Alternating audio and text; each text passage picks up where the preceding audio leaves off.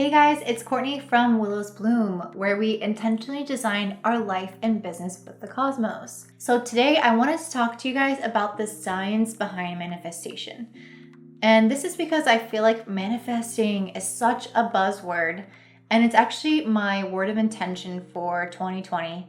And I almost didn't choose it because of how much it's been thrown around. I feel like at this point it's a trope and it kind of represents the pseudoscience of the new age community, even though I'm definitely in that community. So I wanted to actually get down to the facts that go behind manifesting and show you guys that it's not just some pseudoscience. It's not just some willy-nilly thing. It's actually based on, real life events that are happening in our brain and in the world, and kind of demystify what it is and show you what it isn't. Because I do feel like there are a lot of people out there who say that you can make anything in the world happen. And I think that it has to be within reason. So I'm going to talk to you guys about all of that today.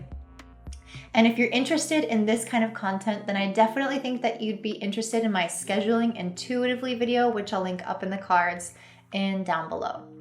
So let's get started. So I first wanted to talk about what manifestation isn't. And I feel like this is because so many people put out this message that you can make anything in the world happen if you just believe.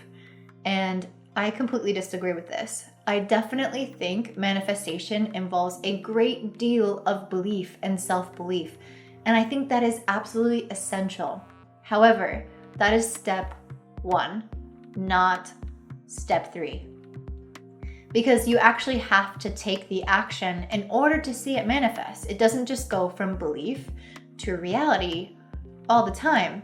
I think that can sometimes happen, but I think most of the time what needs to happen is belief, behavior change, and emotional change, and then you see the outcome. So let's go ahead and talk about what the subconscious mind does for us and how it helps us manifest things into our life.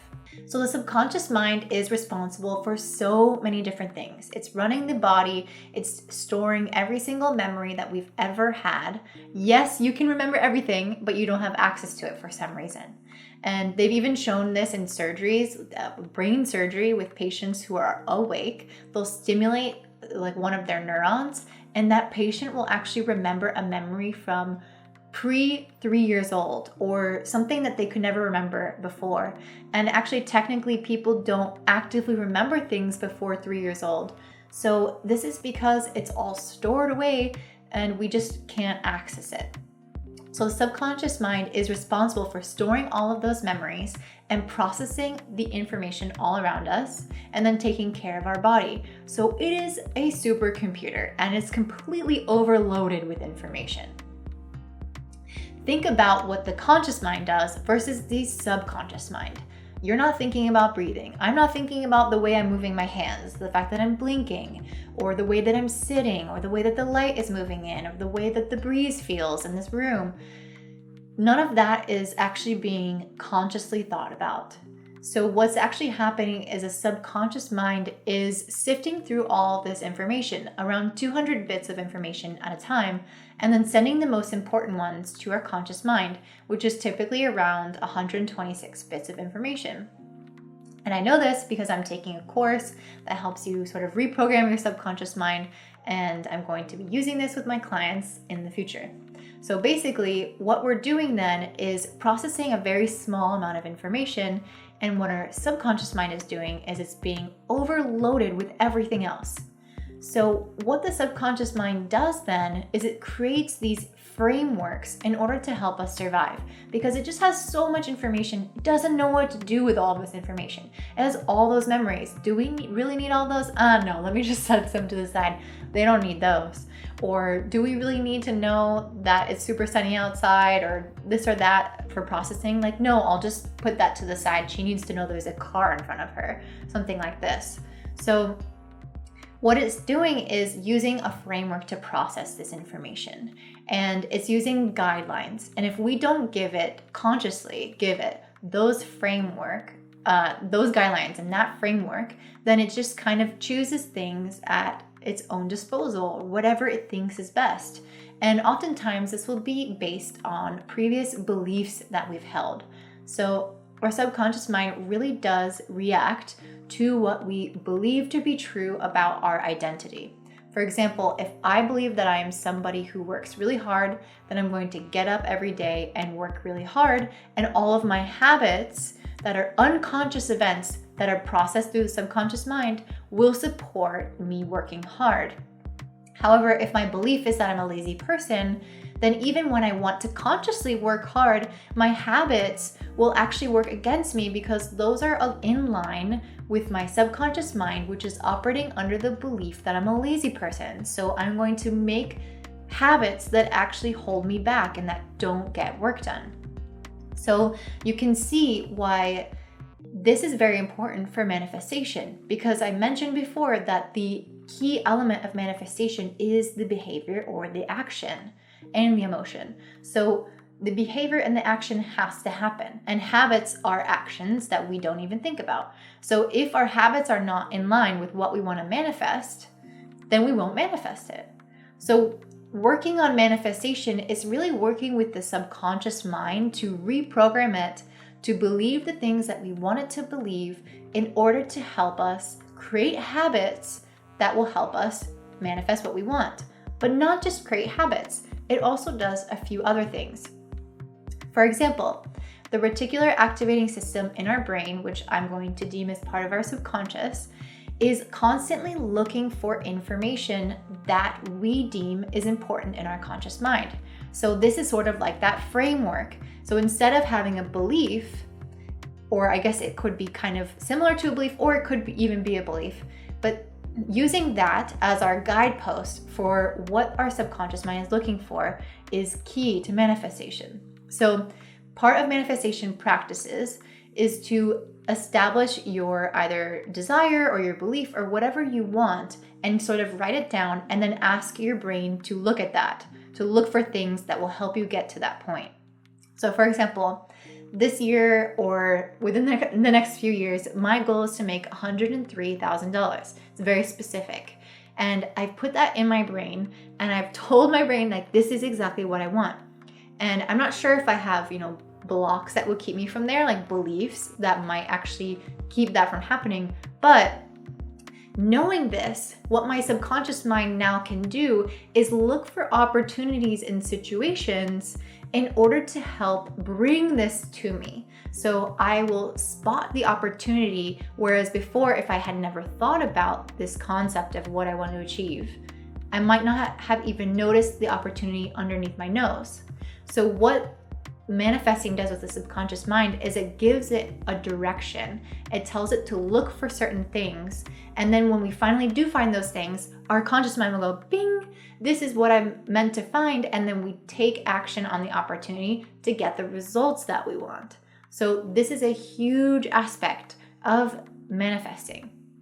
But there are very important things to keep in mind about the subconscious mind in order to work with it. And that is how the subconscious mind operates.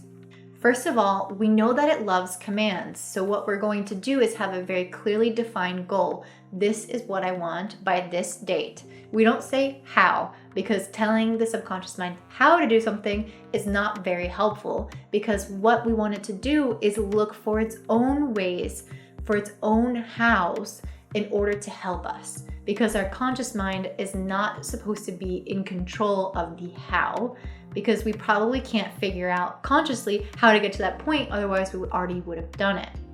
So what we need to do is trigger the subconscious mind to find the how by giving it the ultimate directive. This is what we want. The second thing that we have to keep in mind is that the subconscious mind operates in symbols and metaphors. And this is why it's super helpful to have a vision board, because it can visually see what we want. And the subconscious mind doesn't just know words like, I want $103,000. What's even better is to write a check that has $103,000 on it. And this will make it more likely to come into reality. Another thing to keep in mind when you want to pursue manifestation is that your subconscious mind takes everything personally, which means that when you're saying stuff about other people, it doesn't realize that there's another person. It actually thinks that it's about you. So if I say, oh, that person is super ugly, my subconscious mind actually processes that information as that I'm saying that about myself. So what you want to do is be very careful about the words that you choose and the negativity that leaves your mouth, because your subconscious mind will process this against you. Another thing to keep in mind is that it doesn't like negatives or generalizations. So if I say, I don't want this, the subconscious mind doesn't hear the don't, it just hears, I want this. And so what it does is actually will help you find or change your behaviors in some kind of capacity to actually get that result that you do not want. So whenever you make a statement of something that you want, you make it in the positive. Instead of saying, I don't want to gain weight, you say, I want to lose weight. And then again, do not generalize. Don't just say, I don't want to gain weight. Say, I want to lose 10 pounds.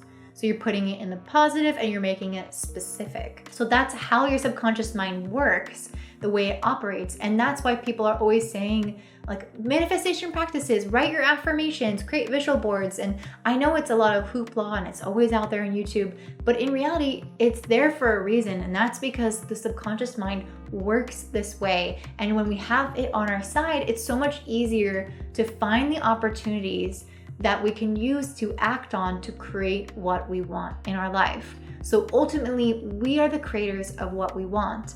However, we're being aided by the subconscious mind in finding the opportunities and finding the information that we need to sort of ping us to move in the right direction. So if you're interested in working with me on things related to reprogramming your subconscious mind, manifesting what you want, but specifically associated with your business, then you might be interested in my AstroBiz course that I'm going to be implementing, I hope, in April, or I might even do like a mentorship. It's totally not clear right now, but I just wanted to put it out there. If you're at all interested in this kind of stuff, then just go ahead and message me on willowsbloom.com. And if you like this content, then again, I think you'll like the scheduling intuitively video, which I'll post up in the comments, up in the cards and down below in the description. Thank you guys so much for staying tuned. Before you go, please subscribe and hit that notification bell, because that's how you'll get my videos pushed to you each week. And also like and comment if you want other people to see them. Thank you guys so much. Have a great day. Bye.